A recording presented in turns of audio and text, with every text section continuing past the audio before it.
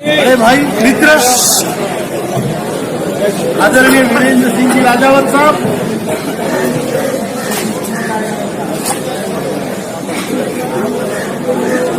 आदरणीय पीएन पाटिल साहब,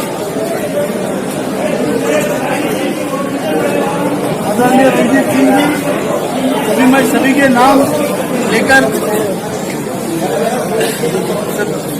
सभी का नाम लेना बहुत लंबा हो जाएगा। हमारे मनोज वर्मा जी और मेरे सारे बड़े भाइयों बहनों माताओं,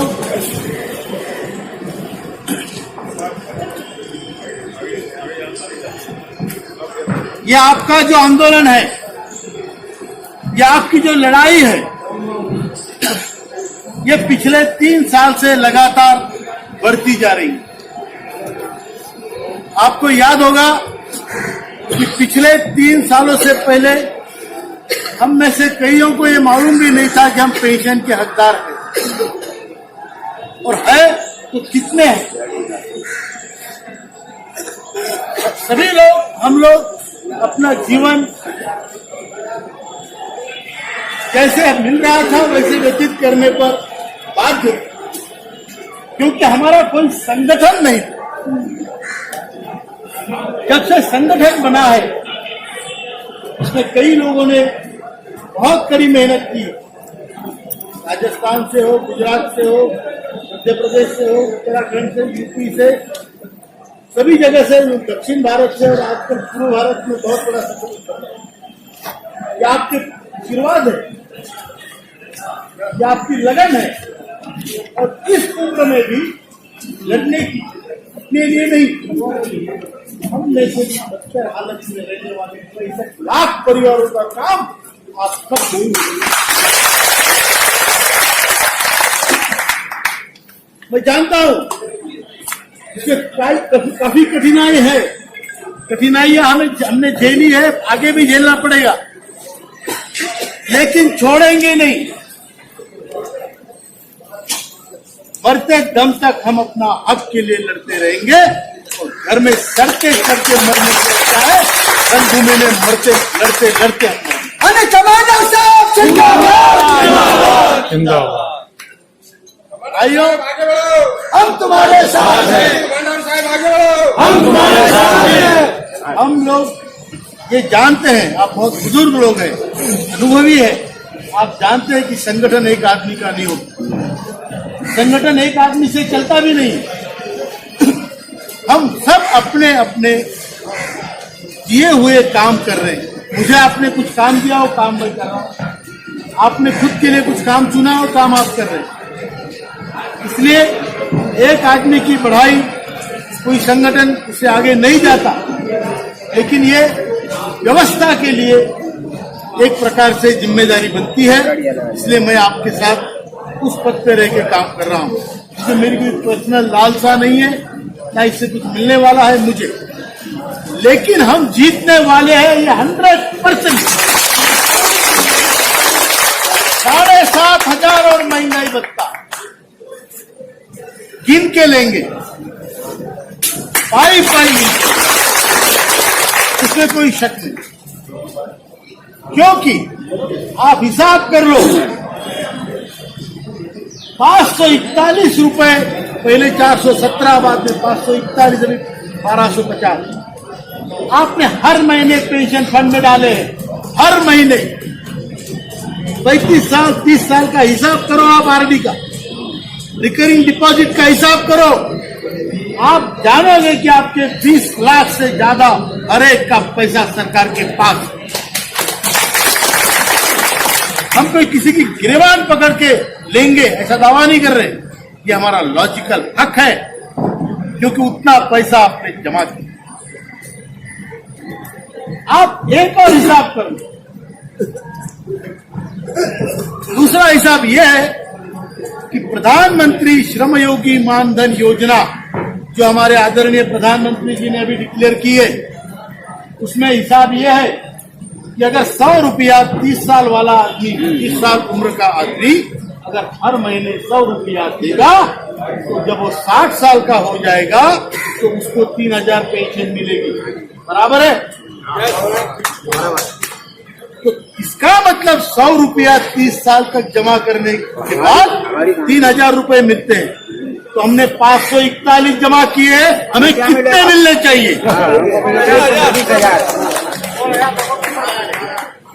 ये आपको पूछना है, हर किसी को पूछना है कि अगर 100 रुपए में 3000 रुपए मिलते हैं तो 30 साल 35 साल 40 साल नौकरी करने के बाद 541 रुपए जमा करने के बाद हमारा हक कितना बनता है? और हम मांग रहे 7,500 और महंगाई भत्ता ज्यादा मांग रहे हैं क्या? लेकिन हमें महंगाई भत्ता जरूरी है, इसलिए कि हमने जो आज हमारी स्थिति महंगाई के जमाने में हो तो 10 साल की बरकरार रहे, उसी स्तर पे हम अपना खाना खरीद सके, इसलिए ये मांग महंगाई भत्ते के साथ है। आपको याद होगा हमने जब यहाँ पे आंदोलन किया था 4 दिन लोग आमरण अनशन पे बैठे थे, आधे नंगे होकर आंदोलन किया था, आत्मदाह के लिए लोग तैयार हुए थे। एक साथ 4-5 हजार लोगों ने बोला था हम आत्मदहन करेंगे, याद है? लेकिन इतनी बड़ी घटना देश में होनी नहीं चाहिए, हम भी मानते हैं। ये सब देखते हुए मंत्री जी ने हमें आश्वासित किया कि आपकी दोनों मांगे हम सहानुभूतिपूर्वक विचार करके, और उन्होंने बोला था 10 दिसंबर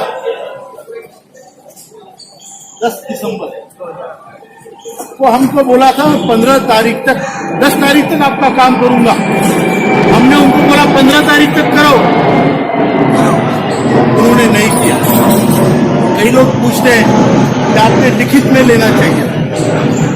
भैया इतने बड़े आदमी ने जब इतना बड़ा बोला है तो लिखित में लेने के लिए ना वो बाध्य है ना हम बाध्य, तो हमने उन पर विश्वास रखा और ये हमने इंतजार किया। नहीं हुआ तो 24 दिसंबर से बुल्डाना में सैकड़ों लोग रोज अनशन पे बैठे। आज उनका 229वां दिन। हम चुप नहीं बैठे, आंदोलन चल रहे हैं, लेकिन हम में कुछ कमियां हैं, हमारे में भी कुछ कमियां हैं। 65 लाख लोग और 65 लाख उनकी बीवियां, 1 करोड़ 30 लाख तो अपने घर के आदमी है भाई। 1 करोड़ 30 लाख हो गए, अब उसमें से 1% लोग आ सकते हैं क्या?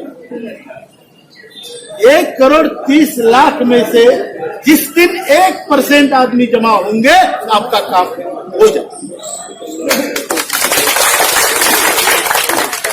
अब इतनी बड़ी संख्या होने के बाद अगर हम खुद 1% लोग जुटा नहीं पाते, ये कमी हमें, ये मैं एक्सेप्ट करता हूं। ये दोष हम में है, ये दोष हम में है, मैं ये एक्सेप्ट करता हूं कि हमारी कमजोरी है। अगर आप राउत साहब आगे बढ़ो बोलते हो तो ये कमजोरी भी आप जान लो कि ये मेरी कमजोरी है। पूरा देश घूमने के बाद अगर हम 1% लोग इकट्ठा नहीं कर पा रहे, इसका मतलब सरकार ये निकालती है कि इनको जरूरत नहीं है। मैं आपको बता रहा हूं, किसी बड़े नेता के तो हम 6 लोग मिलने गए थे, आदरणीय गडकरी जी को मिलने गए, करीब 1.5 साल पहले पुरानी बात। हमने कहा सर हमको पेंशन चाहिए, बोले कितने लोग हैं? हमने बोला तब 47 लाख। बोले आप तो 6 लोग मांगने आए हो भाई, 6 लोगों को देंगे। इसका मतलब है डेमोक्रेसी में जनता की बहुत बड़ी वैल्यू है, अगर वो जनता इकट्ठा होती है तो यहां हम लोग कम पड़ रहे हैं। मेरा नसीब है कि आज यहां पर इतने प्रदेशों से नेतागण आए हैं, तो उनसे प्रार्थना करता हूं, ये प्रार्थना है कि आप जब जाएंगे तो संख्या बढ़ाइए। कोई हमें वोट नहीं चाहिए, कोई हम पार्टी का प्रचार प्रसार नहीं कर रहे, लेकिन हमें इस उम्र में ये सब करने के लिए बाध्य किया जाए। आप संख्या दिखाओ, जिस दिन आपकी संख्या दिखेगी उस दिन आपका प्रश्न भगवान भी आपको सॉल्व करेंगे। अब जब संख्या नहीं होती है तो फिर हम जला दिया, वो जला दिया, वो सब कर रहे हैं हम। लेकिन मुख्यतः आपके पास संख्या आप जुटा नहीं पा रहे, ये मेरा दोष है या आवश्यकता है? ये दुख है कि जिस पे गुजर रही है उसको खुद चिंता नहीं, हताश हो चुके हैं। मैंने आज पिछली बार जब आंदोलन हुआ था योगेंद्र जी, तो लोगों के चेहरे पर एक प्रकार की क्रांति की झलक दिखाई दे रही है, एक रोष था। इस बार मैं देख रहा हूं बहुतों के चेहरे पर उदासीनता, नैराश्य। आपका गलत नहीं है, इतना सब कुछ करने के बाद जब कुछ नहीं मिलता तो निराशा आदमी को होनी स्वाभाविक है। लेकिन आपको मैं इतना ही प्रार्थना करता हूं आपसे, निराश नहीं होना। आपको आपका हक मिलेगा, जल्दी मिलेगा, जरूर।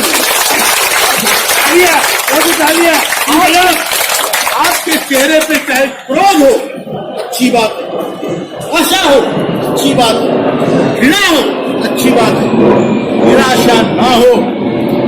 आप अकेले नहीं है, हम अकेले नहीं है, पूरे हिंदुस्तान के 65 लाख परिवार आपके साथ, और जो कार्यरत है उनको आज समझ में नहीं आ रहा है, लेकिन उनकी भी राय यही है। लेकिन जब उनको समझ में आएगा तो वो भी पछताएंगे। आपको मालूम नहीं कि आपने कितना बड़ा काम किया है। आज EPS 95 इस योजना के अंतर्गत 1995 में 6 जनवरी 1996 में पेपर में इन हरामखोरों ने एक एडवर्टाइजमेंट निकाली थी।